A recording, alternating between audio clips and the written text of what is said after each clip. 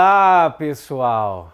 Mais uma vez estamos aqui, professor Alex Paletó, para trabalhar um tema de história hoje do Brasil.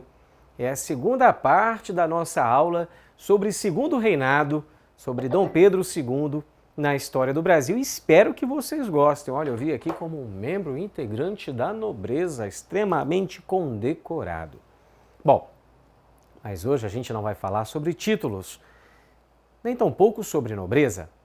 Nós vamos falar sobre a economia do Segundo Reinado. Importante frisar que no primeiro reinado, lá no governo de Dom Pedro I, temos uma crise natural da nossa economia, em virtude da decadência açucareira e da mineração. Fora que o governo de Dom Pedro I é um governo extremamente conturbado. Apesar de ser uma figura importante para o nosso processo de independência do Brasil, era uma figura também controversa, bastante interessante. Dom Pedro II, quando literalmente assume o poder com o golpe da maioridade, teremos aí, durante o seu governo, o fim da retração e a mudança do quadro econômico, que vai vir durante o Segundo Reinado. E isso se dará principalmente quando o Brasil ingressa no mercado do café.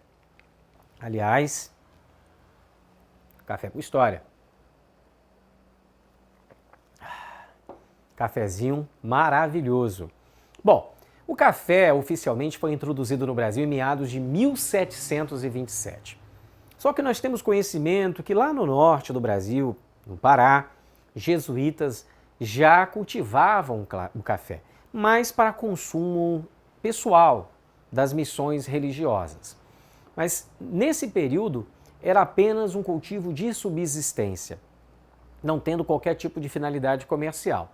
A partir de 1825, com a natural decadência da produção açucareira, e estamos vivenciando ali o princípio da chamada Segunda Revolução Industrial, que vai se consolidar no reinado da Rainha Vitória na Inglaterra, a chamada Era Vitoriana, você começa a ter o café ser mais consumido na Europa, principalmente pelo fato de haver uma mudança. As pessoas estão deixando o campo e indo para a área urbana para trabalhar em suas indústrias. O café é um natural estimulante, né, para que você possa tomar, ficar com bastante energia e trabalhar. E a jornada de trabalho naquela época na Europa era baseado mais ou menos entre 12 a 16, em alguns casos a 18 horas de trabalho. Haja café para poder aguentar muitas vezes um ambiente insalubre de trabalho.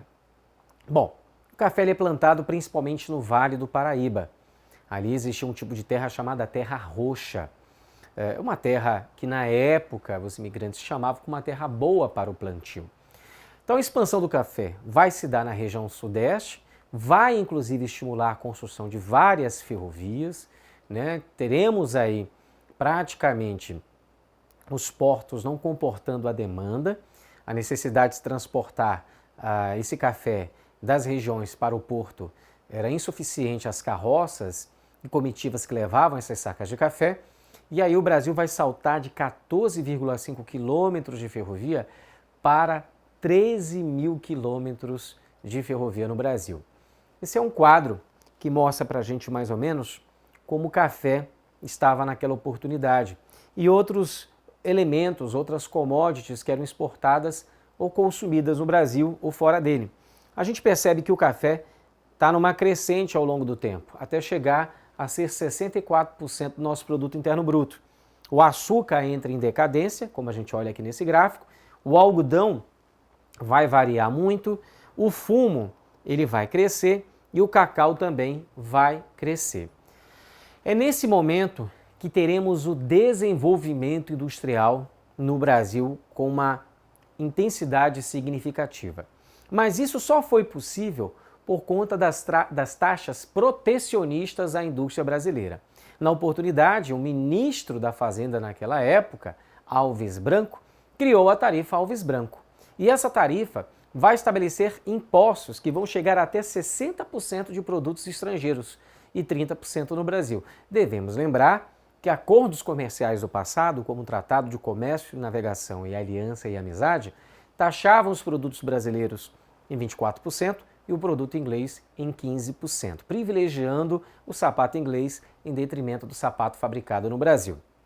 Dessa forma, daremos uma guinada. E todo aquele dinheiro, toda aquela dinheirama da produção do café vai ser destinada à industrialização.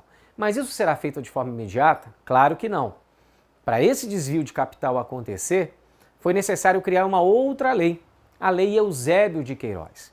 O Brasil era um dos poucos países que ainda utilizavam a mão de obra afro como mão de obra escrava. E a mão de obra afro, por pressões inglesas, deveria ser eliminada, porque ela substituía uma mão de obra assalariada que seria provável consumidora dos produtos industrializados da Inglaterra. Ou seja, a escravidão era incompatível a esse capitalismo nascente. Dessa forma, teremos aí, com a Lei Eusébio de Queiroz, o fim da permissão do tráfico negreiro. Consequentemente, os grandes produtores de café, os barões do café, deixam de comprar escravos, deixam de investir o seu capital, o seu lucro do café em escravos e passa agora a depositar esses recursos em bancos. E bancos, senhoras e senhores, sobrevive do quê? Sobrevive de juros, de empréstimo, de lucro, de ações. E aí é esse recurso que vai ser utilizado para a industrialização. O desenvolvimento, então, da lavoura cafeeira, ela praticamente vai proporcionar a industrialização do Brasil devido à sua possibilidade de acúmulo de capital. Dessa forma, o café se alastra pelo Brasil, principalmente na zona da Mata Mineira, no interior fluminense e, claro, no Vale do Paraíba. Qual é a diferença do café para o açúcar na história do Brasil? É que na época em que o açúcar foi introduzido, meados de 1534, por Martins Afonso de Souza, naquela época veio pela coroa portuguesa ao Brasil, é que tudo estava por se fazer. Não existia estrada, área portuária, o sistema de plantation, de latifúndio não existia, não havia mão de obra, não havia engenho, tudo estava por se fazer. O café não. Quando ele é introduzido, o Brasil já é uma nação independente, estamos no segundo reinado, já temos os grandes latifúndios, temos o recurso financeiro, temos os aspectos econômicos e sociais, a grande lavoura tradicional. O grande problema vai ser a mão de obra, com a proibição através da Lei Eusébio de Queiroz. Como a Europa, naquela oportunidade, vivia uma intensa crise, Primavera dos Povos, Barricadas de Paris, enfim, unificação da Itália, da Alemanha, vários conflitos, houve uma fuga de muitos europeus para o Brasil. Então nós temos a vinda desse tráfico livre europeu para poder vir trabalhar aqui no Brasil. Então tivemos essa imigração europeia sobre o sistema de parceria, que na época, pela primeira vez, foi testado pelo senador Nicolau Campos Vergueiro. Na oportunidade, ele trouxe para cá, para o Brasil, 80 famílias europeias, entre italianos, alemães, prussianos e assim. Essas famílias vieram para cá, eram cedidas as terras do senador em forma de arrendamento, metade da produção era destinada ao senador e a outra metade os imigrantes europeus poderiam vender ao preço que esse senador, que esse latifundiário, o dono da terra, estabelecesse. Mesmo com essa característica inglória, né, de exploração, havia ainda um certo lucro por parte do imigrante europeu, sendo convidativo esse sistema de parceria e vindo muitas pessoas da Europa para o Brasil. Só que o grande problema é que ainda existia escravidão no Brasil. E não havia moradia para todos esses imigrantes trabalharem nas terras dos antigos senhores. E aonde que eles vão residir? Muitas vezes vão residir e morar nas senzalas juntamente com os escravos. Em alguns momentos, os feitores, os responsáveis por essas fazendas, não irão conseguir de imediato distinguir um do outro e vão dar semelhante tratamento dado aos escravos negros aos brancos, até no índice de trabalho, até no índice de açoites. Isso vai gerar problemas do relacionamento entre esses imigrantes europeus que passam a ser chamados na Europa de escravos brancos. A mídia da época vai noticiar isso lá. Isso fez com que alguns países, inclusive, chegassem a proibir a vinda de seus compatriotas para o Brasil em virtude dessa fama. A Prússia é um exemplo disso. Quando São Paulo tenta resolver esse problema, criando uma política de imigração, né, que foi a mais correta para a época, e muitos europeus voltam a vir para o Brasil, e há aí os países permitindo que esses europeus viessem para cá, não havendo mais essa proibição, é lançada uma lei pelo Senado brasileiro chamada Lei de Terras, que acaba com o sonho do imigrante, que chegava aqui achando que poderia encontrar uma terra por doação, por concessão ou por arrendamento.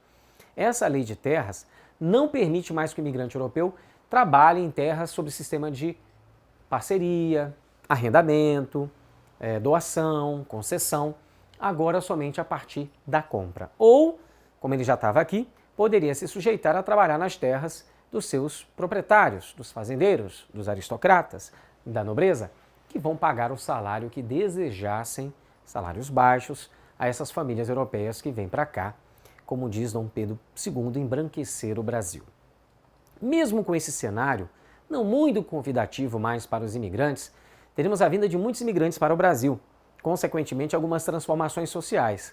Primeiro que você diminui um pouco o mercado escravo, consequentemente se intensifica o trabalho assalariado, há o surgimento desse mercado e há naturalmente aí o aparecimento de uma nova aristocracia, que é a aristocracia industrial, que vai ter uma mentalidade empreendedora, vai buscar investimentos. Aquele cara que era dono de uma mercearia e vendia tecidos, agora ele vai querer fabricar o tecido, vai comprar máquinas de tecimento de tecidos e assim trabalhar.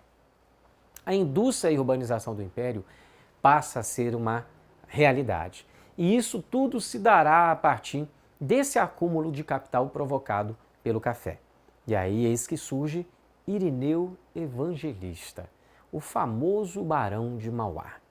Um jovem, pobre, humilde, órfão de pai, que vem do sul do país para o Rio de Janeiro, trabalha em uma pequena mercearia com 14 anos de um português com o nome Manuel e lá começa a crescer, até adquirir, de forma até involuntária, algumas ações do Banco do Brasil, ações que, posteriormente à falência, o banco foram valorizadas e pagas a ele, dado como crédito, e com esse recurso ele passa a fazer pequenos investimentos. Ele vira funcionário de um banco importante na Inglaterra, no Brasil, posteriormente, devido ao seu bom desempenho, vira sócio desse banqueiro inglês, consequentemente vai criar o seu próprio banco, vai ser um grande empreendedor, vai fazer investimentos em várias áreas econômicas do Brasil. Vocês podem buscar no YouTube e assistir um filme chamado, com Paulo Betti, Mauá, o Imperador e o Rei. Tá? Eu vou tentar mostrar aqui alguma cena para vocês. Por decisão do governo regente, estamos aqui reunidos para oficializar a liquidação do Banco do Brasil. E a primeira tarefa é resgatar as ações dos senhores.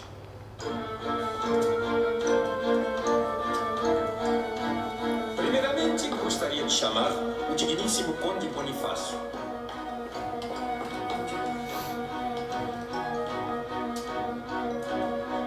Chamo agora o ilustríssimo senador Visconde de Feitosa.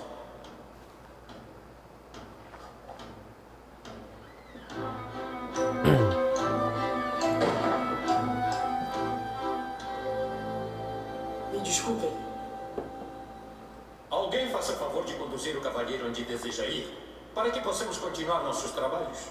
Não estou perdido. Também sou acionista do Banco do Brasil. Esta reunião é exclusiva dos acionistas majoritários. O senhor pode sair tranquilo que tudo que for decidido aqui será também em benefício dos pequenos. Desculpe, mas a quantidade de ações que possuo me coloca de igual para igual com qualquer um dos senhores. Isso, gentileza. Por favor, o senhor poderia nos mostrar as suas ações? Perfeitamente.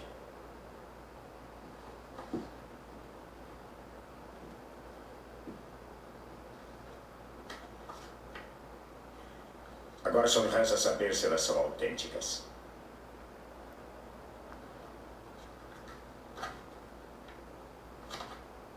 Não resta a menor dúvida. São autênticas. É com satisfação que o convido a participar desta reunião, senhor. Senhor? Irineu Evangelista de Souza. E o Barão de Mauá vai ser também responsável pela construção das primeiras ferrovias no Brasil.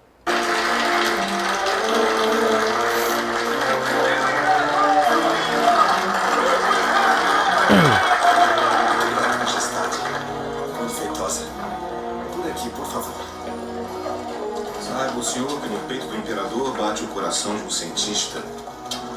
Tudo que se relaciona às grandes invenções da humanidade me é particularmente querido, Sr. Irineu. Pois a locomotiva é a maior invenção do homem, desde o fogo e a roda. Talvez seja. Se Vossa Majestade permite, podemos começar a nossa solenidade. Senhor Irineu, o preço da carne disparou. Ótimo. Nós vamos ter um lucro fabuloso naquele negócio maluco que o senhor fez. Eu não disse. Mas que sorte! Sorte não, meu caro, sorte não. Estudei. Sabia que ia faltar carne no mercado europeu. Sabe como esse era a parte do Sr. Carruthers? Bem, é muito dinheiro. 333 libras, 7 shillings, 6 pences. Senhor Irineu, eu não passo com o senhor. Ninguém pode.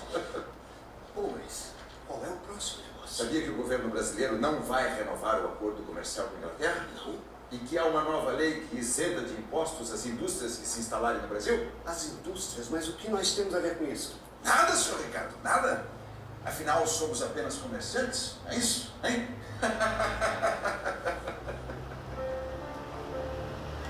Seu Ricardo! Seu Ricardo!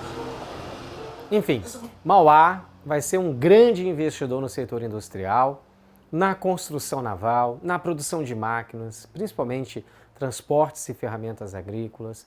Vai criar vários bancos no Brasil, ou seja, vai ter uma companhia de navegação no Rio Amazonas, vai ligar o Brasil à Europa através de um cabo submarino telegráfico e também vai iluminar o Rio de Janeiro. Foram os inúmeros investimentos de Mauá. Mas, infelizmente, Mauá, como empreendedor, o Barão de Mauá, vai sofrer com seus adversários, com seus inimigos. E, naturalmente, ele acaba sendo bastante sabotado também pelos próprios ingleses que criaram esse monstro, que era o Mauá, um monstro empreendedor brasileiro, de forma positiva, mas um adversário agora em potencial dos ingleses no Brasil. Oficialmente, o Mauá vai sofrer uma falência em 1875, porque a lei da tarifa Alves Branco será revogada após o final da Guerra do Paraguai, que infelizmente vai gerar que os produtos e os empreendimentos ingleses passem novamente a se sobressair diante dos brasileiros. Bom, na próxima aula nós vamos falar sobre vários acontecimentos. A questão Christie, a proclamação da República e a Guerra do Paraguai, encerrando assim o período do chamado Segundo Reinado. Espero que todos vocês tenham gostado da nossa segunda aula sobre Segundo Reinado. Aguardo vocês no próximo programa, na próxima aula. Valeu, pessoal. Tchau, tchau.